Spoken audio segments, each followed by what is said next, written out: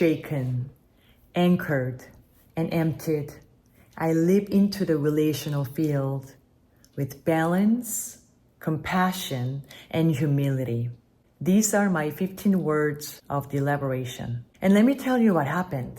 Leaving Noesis, I emerged with this clarity about my new identity. I am Aerin Vora. I am the wife of Rahul Vora, my steadfast anchor in the journey of life. I am a magician, journeying through realms of mystery and alchemizing spirit into the material world. I also had 2 questions that I wanted to explore. The first question about safety. What does safety mean to me? In a spontaneous movement experience in day 2, I froze, overwhelmed by fear and the need to control, a response rooted in feeling unsafe. And this surfaced on unconscious beliefs that I believed controlling is safe. And I believed that conformity is safe. So this led me to explore how I might create an internal sense of safety for myself and how do I create that for my clients. The second question came from the second ceremony. In the second ceremony, I often stayed alone looking at the entire group instead of being engaged. So I got really fascinated. Why? And I was also equally fascinated by all the spontaneous unfoldings in the field. So I wondered, what arises in a relational field when I'm aware? These questions in my mind, I realized that the Noesis in December 2024, coupled with my wedding that happened just 2 months ago, initiated me into an exploration of the relational space. I realized that in the past 6 years, I've done a lot of personal work asking, who am I? And now the question is, who am I in relationships? So when I came back home, back in LA, I did what I knew best. I attended more workshops. I attended the Gottman couples workshop with my husband, as I shared my fear of him not potentially growing in the same direction, as I noticed I was growing and changing really fast through Noesis. He listened and had his first journey over the Christmas holidays. I then also participated in a week-long authentic relating retreat in Costa Rica. In both retreats, interestingly, I noticed that I was holding back, again, observing instead of engaged. And I realized that I was thinking, gosh, I know a lot of this already. I am better than other participants here because I've done this work. By the time I attended the T group at Stanford Business School in the end of January, I set my intention to lean in, to take relational risks by revealing my full self. I was really excited about the T group as it reminded me of the second ceremony at Noesis. Because T group is an experiential training where a dozen of people gather in a circle with 2 facilitators. In this setting, there is no formal agenda, no hierarchy, or no specific goals. Only a space created to share what is present in the moment, just like Noesis. And this experience stirred up something deep and old. Growing up in Korea, my grandmother always sided with my younger brother, making me wrong. It was so unfair. 30 years later, I still feel resentment towards her. Another memory, when I was in my 5th grade, my family moved to Seoul from the southern part of Korea. So I had this southern accent. And on the very first day of new school, the teacher made fun of my accent. Oh my God, I felt so embarrassed and humiliated. When I was 17, I left Korea to attend a boarding school in Canada.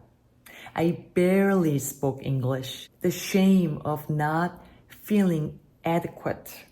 And at a certain point, I secretly vowed to myself that I am going to be so successful that you cannot ignore me anymore. This recurring sense of feeling inadequate that I have battled for so long created the mask of Mona Lisa smile. Always calm, sophisticated, and accomplished no matter what. Where in truth, behind that Mona Lisa smile, I felt all the things, and often they were too painful to experience. After the tea group, I spent the next few days really sitting in this raw and tender space. I was also feeling infuriated for not standing up for myself. And I felt all the feelings. And it showed me this shocking revelation.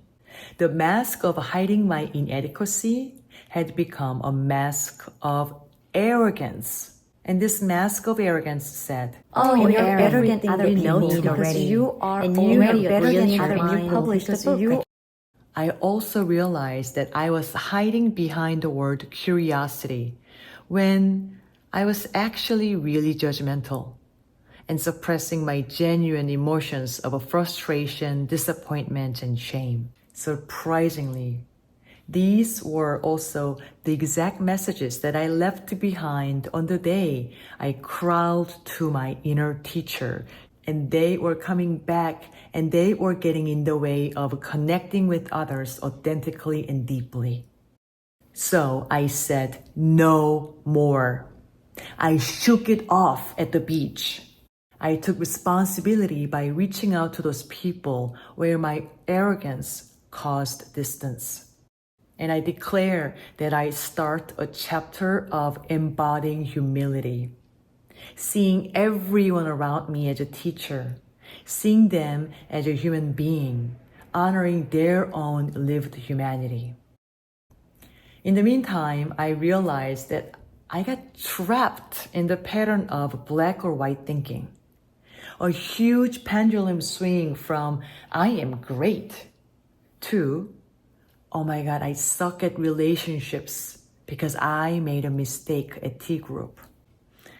I later then understood that being good at T group does not mean being good at relationships. And the fact that I was not skilled at T group because that was my first time doing it did not take anything away from the meaningful contributions I made on the first 2 days. So instead of being stuck in this black or white thinking, I saw the opportunity where I can be more balanced and nuanced, playing in the gray. Then it made me wonder, what is relating? It takes some skills such as listening, seeing and being seen, emotional attunement, responding, repairing the inevitable relational ruptures, all of which I know I practice in my close relationships, and I know that I am pretty good at them. The fact that I'm not friends with everyone at a workshop does not mean that I am not good at relationships. Maybe I am conserving my energy. I accept myself exactly where I am. And in this moment, the question that is alive in me is, what is influence? And what does it mean to influence other people as a peer or as a facilitator? My sense is that influence is connected with trust, vulnerability, and an alignment with value and integrity. And I am inspired to explore more. My biggest lesson through it all is to be gentle with myself and love the process itself, not the outcome, not the end goal, but the process itself.